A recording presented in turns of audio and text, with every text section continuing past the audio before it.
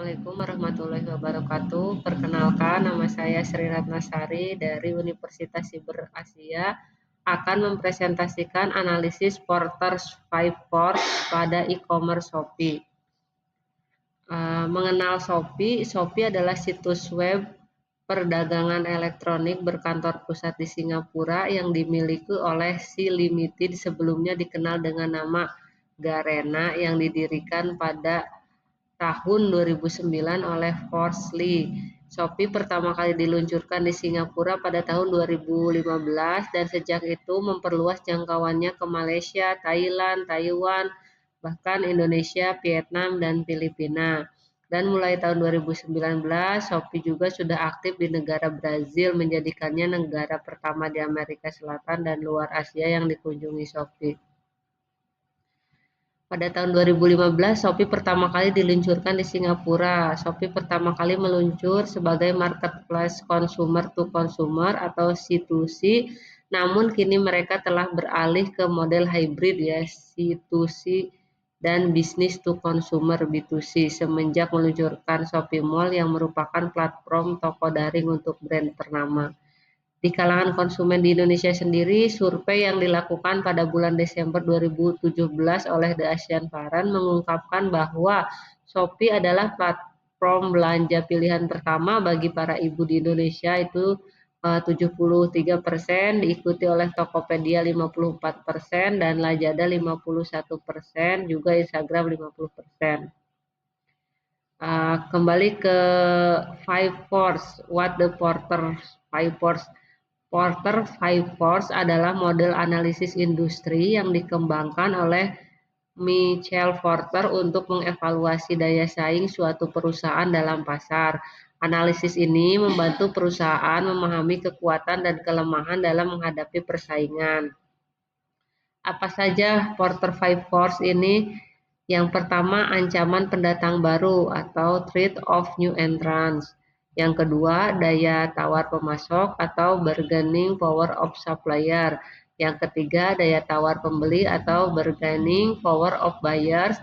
Yang keempat, ancaman produk substitusi atau threat of substitutes. Yang kelima, persaingan dalam industri atau industri rivalry.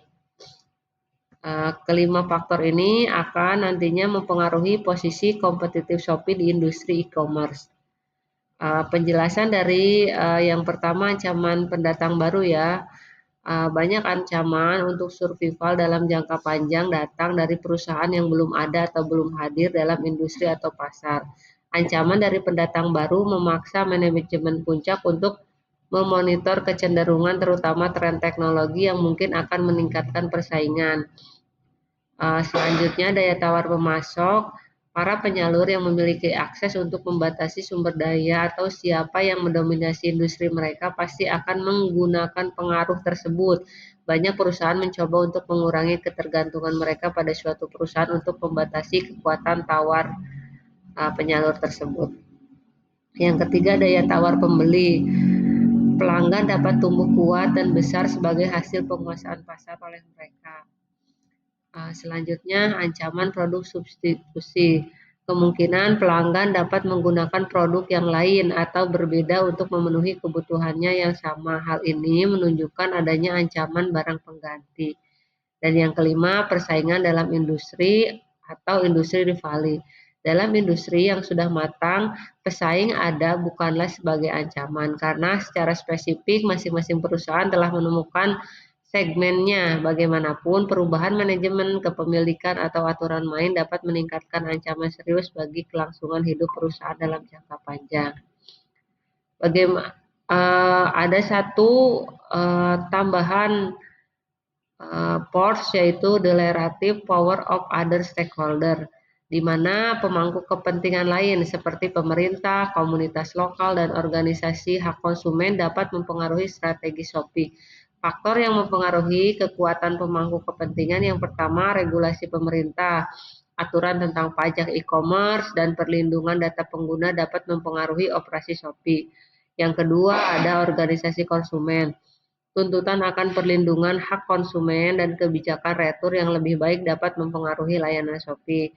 Yang ketiga, komunitas lokal. Shopee perlu menyesuaikan strategi bisnisnya agar sesuai dengan budaya dan kebiasaan belanja di masing-masing negara tempat beroperasi. Yang keempat, mitra logistik dan pembayaran. Shopee bekerja sama dengan berbagai mitra logistik dan fintech yang juga memiliki pengaruh dalam keberlanjutan operasional perusahaan. Bagaimana dalam ancaman pendatang baru? Hambatan masuk tinggi karena investasi besar, kayak TikTok Shop mulai sebagai pesaing baru, inovasi dan diferensiasi sangat penting untuk bertahan. Selanjutnya, daya tawar pemasok. Banyaknya penjual di marketplace membuat pemasok memiliki daya tawar rendah. Brand besar seperti Nike atau Xiaomi bisa memiliki daya tawar lebih tinggi. Shopee harus menjaga hubungan dengan pemasok besar. Selanjutnya, bagaimana dengan daya tawar pembeli? Pelanggan memiliki banyak pilihan, seperti Tokopedia, Lazada, TikTok Shop. Shopee harus mempertahankan loyalitas melalui ShopeePay, cashback, dan gratis ongkir, dan pembeli sangat sensitif terhadap harga dan promosi. Di ancaman produk substitusi, sosial e-commerce lainnya seperti TikTok Shop, Instagram semakin populer, banyak brand mulai menjual langsung melalui website mereka sendiri. Shopee harus memperkuat fitur unik seperti Shopee Live dan SPay Later. Bagaimana dengan persaingan dalam industrinya? Persaingan sangat ketat dengan Tokopedia, Lazada, dan TikTok Shop. Shopee memiliki keunggulan dalam market share dan engagement pengguna. Investasi dalam inovasi dan pemasaran sangat penting untuk bertahan. Kesimpulannya dari analisis yang sudah dijelaskan tadi dapat disimpulkan bahwa Shopee beroperasi dalam industri yang sangat kompetitif dengan ancaman yang cukup besar dari beberapa faktor seperti daya tawar pembeli dan persaingan industri. Keunggulannya, Shopee memiliki keunggulan sebagai pemimpin pasar dan ekosistem kuat dengan ShopeePay, Shopee Mall, dan Shopee Live. Tantangannya, persaingan sangat tinggi dengan TikTok Shop dan Tokopedia, juga ketergantungan pada promosi dan diskon besar, ancaman dari platform media sosial yang mulai menjadi e-commerce. Saran strategi untuk bertahan, yang pertama meningkatkan fitur berbasis AI untuk personalisasi belanja, selanjutnya memperkuat ekosistem logistik dan pembayaran, dan mengembangkan program loyalitas untuk mengurangi ketergantungan pada diskon. Sekian presentasi dari saya, kurang lebihnya mohon maaf. Wassalamualaikum warahmatullahi wabarakatuh.